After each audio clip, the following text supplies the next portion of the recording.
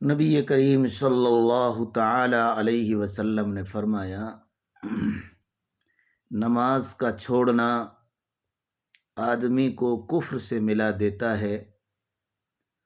مسلم شریف حدیث نمبر 246۔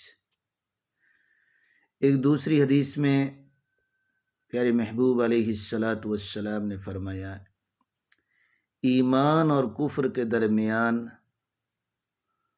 نماز چھوڑنے کا فرق ہے۔